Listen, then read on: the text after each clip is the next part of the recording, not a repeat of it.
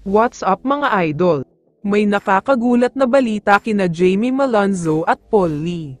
Pero bago mo sana ipagpatuloy ang panonood mo, ay huwag mong kalimutan na mag-subscribe bilang suporta sa aking YouTube channel. Maraming salamat idol. Alam naman nating lahat na bakasyon mode na ngayon ang Magnolia, at ang pwede na lang nilang gawin ay ang manood sa ongoing semifinals sa PBA, dahil maaga nga silang nilaglag ng Barangay Ginebra sa quarterfinals. Kaya naman dahil sa early exit na nangyari sa Magnolia, maraming mga fans nila ngayon ang gumawa ng petisyon, na sana ay gawin daw mas malakas ang lineup ng paborito nilang team sa susunod na season, at alisin na ang walang ambag. Isa si Paul Lee sa matunog at bukang bibig ngayon ng lahat ng Magnolia fans. Karamihan sa kanila ay nagagalit talaga dahil sa biglaang paglubog niya kung kailan kailangan siya, hindi daw siya yung player na handa sa crucial moments ng laro. Ang mas masaklap pa daw sa kanya, kapag kailangan na kailangan siya ay biglang wala siyang naipapasok na mga tira. Halimbawa na nga lang niyan ay kontra sa Ginebra kung saan hindi talaga naramdaman ang presensya ni Paul Lee. Kaya naman ayon sa mga source, naririnig at nababalitaan daw ng Magnolia Management ang hinaing ng mga fans nila, kaya naman kakausapin na daw nila si Paul Lee ngayong off-season, at sasabihin na isa siya sa ilalagay sa trading block.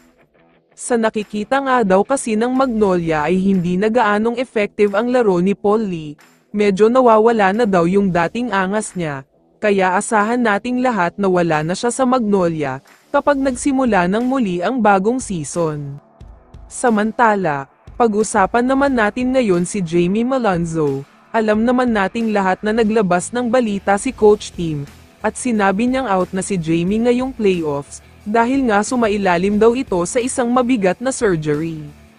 Pero mukhang may good news, dahil ayon sa mga source ay medyo bumibilis daw ang paggaling ngayon ni Jamie. Sa katunayan pa nga niyan ay malapit na daw alisin ang benda sa paa niya, at makakalakad na ulit siya ng maayos.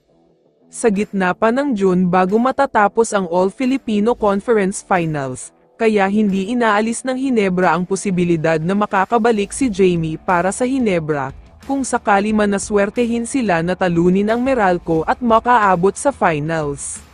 Medyo maliit lang daw ang chance na maglalaro siya lalo pat baka hindi na siya isugal ni Coach Tim, pero isang malaking progress pa rin daw ang nangyayari ngayon, dahil sa mabilis na paggaling ng injury ni Malonzo.